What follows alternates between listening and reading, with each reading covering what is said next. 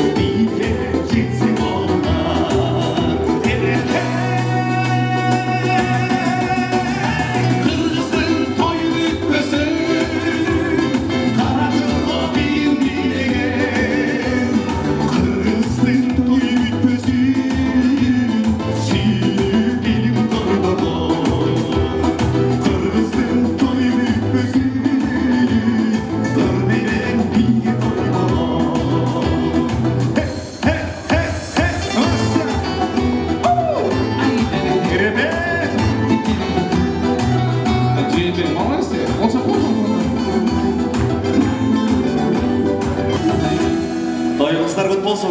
Aman ne kılavuz.